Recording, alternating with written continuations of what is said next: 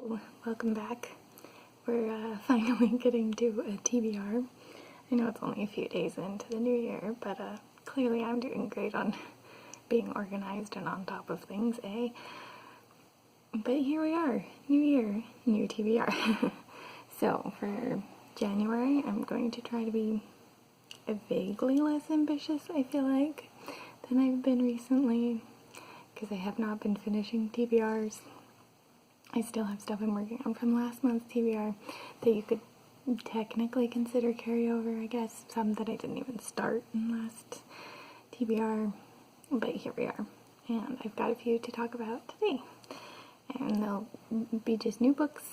Technically, yes, there are those others that I'm still reading and stuff, but for the ones that I plan on reading, we've got a whole new list. So let's start with this one. This is The Fox's Tower and Other Tales. This is a short little book of like mythologies and stuff, kind of origins of things. One of them that I just read in here recently was like the story of the phases of the moon and kind of the origins of that. So those kind of folk tales and stuff, I think they're all just the author's own inspirational, or not inspirational, that's the wrong word, but the author's own thoughts and stories and not necessarily specific folklores was my understanding, but it's been really fun and really cute, and I look forward to finishing it. Next up, this one I've already talked about, but this is Hexwood by Diana Wynne-Jones, which I'm reading with my writing group as our book club book for the month. We're very excited to be reading Diana Wynne-Jones, me in particular, because I've never gotten to have any sort of book club type discussion about any of her books.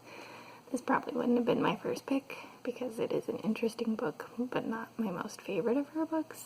But maybe that's better to start with one that's not a most favorite if I'm going to be discussing with people, so I don't get too passionately upset if people have varying opinions on her, because she is like my favorite author and all that too.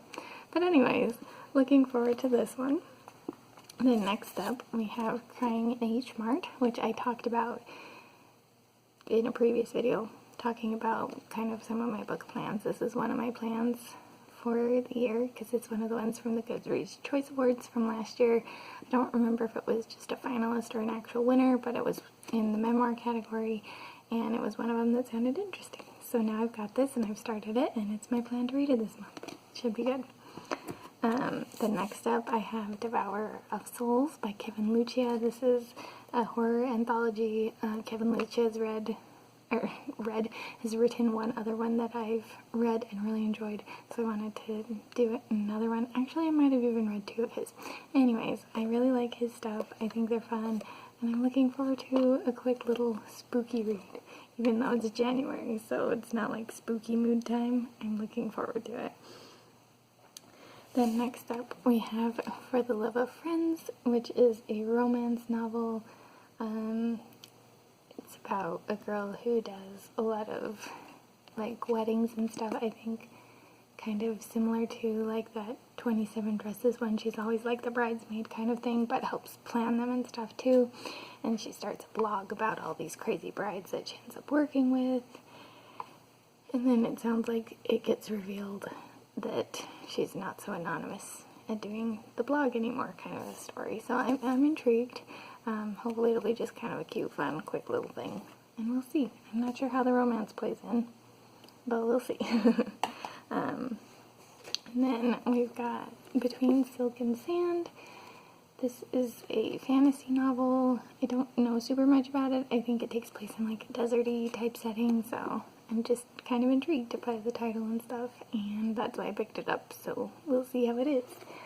And then the final one I have is Some We Love, Some We Hate, Some We Eat, which is a nonfiction about animals and all the different ways that we interact with them. Some we love, some we hate, some we eat. I think for some people this varies a little bit, like the animals on the cover would fall in some of those different categories more than the others, but I love all animals, and I think it'll be an interesting thing to look at because as an animal lover, I also do still eat meat and stuff, and so it'll be interesting to see some of like the psychology of why it's okay in some ways. I know part of it for me is I don't mind eating animals. I just don't want to be the one who has to manufacture is not quite the word I want, but you know, it's not the one who has to kill the animal and prepare it to be eaten and all that.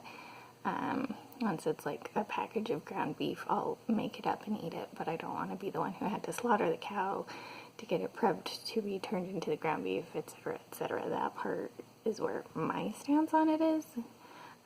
But I'm curious to see kind of where this book falls in all that and how it talks about all the different animals.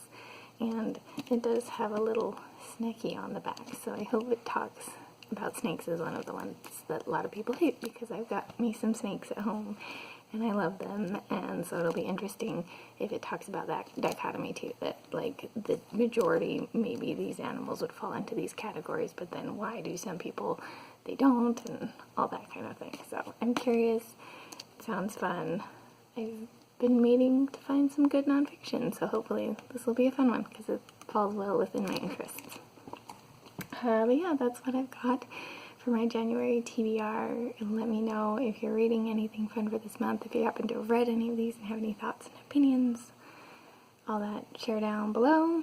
I'll also put my TBR tracker, because I've created a new one for the year, down below if you want to follow along with any of these reads and know when I finish them, or if you want to see if I end up reading a bunch of other things that are not on my TBR, as is kind of customary for me and definitely happened last month. Anyways, that's all I've got for now. This is the Harper signing out.